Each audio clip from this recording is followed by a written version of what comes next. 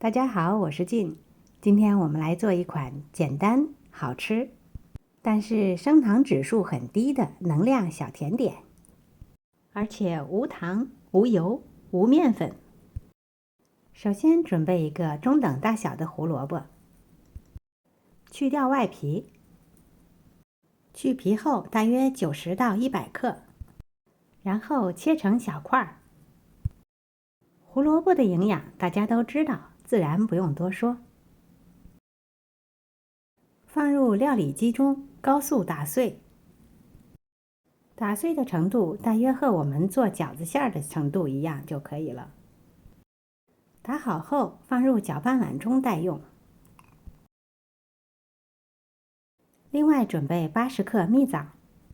我们知道蜜枣是一种很好的能量来源，富含多种维生素和抗氧化剂，非常有益健康。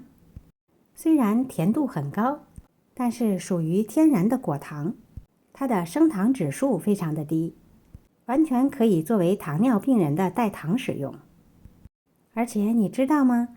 椰枣是一种新鲜的水果，不是干果哟，完全没有被加工。去掉椰枣的内核后，同样放入食品料理机中，再加入30克核桃仁儿。核桃仁儿和椰枣是天生的好搭档。然后加入50克燕麦片，20克无糖的椰蓉，最后可以加入一点点姜粉，一点点肉蔻粉。这2种材料都是温暖的香料，可以给予这个小点心标志性的风味儿，非常与众不同。把所有这些材料混合打碎。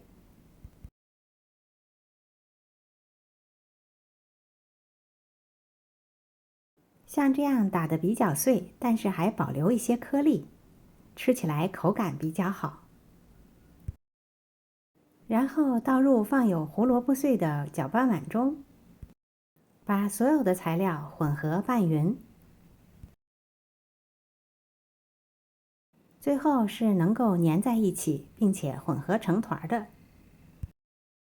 用一个小勺子取同样大小的量，然后揉成球。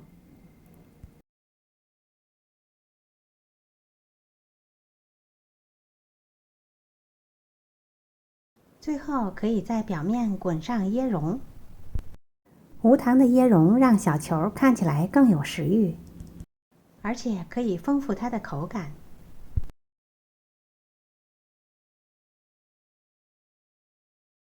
当然，你也可以裹上其他你喜欢的材料，比如说生可可粉，既增加了能量，也增加了口感，非常的好吃。这样我们的能量小零食就做好了，是不是非常的简单呀？营养美味又有能量，想吃零食又怕胖，那么就吃它吧。一次可以多做一些，吃不完的可以放在保鲜盒里，放冰箱冷藏，放1周都没有问题。如果放冷冻，可以保存更长的时间。喜欢的朋友赶快做起来吧！今天的视频就到这里了，谢谢您的收看。如果喜欢我的视频，别忘了点赞、分享和订阅我的频道哦。我是静，我们下次再见。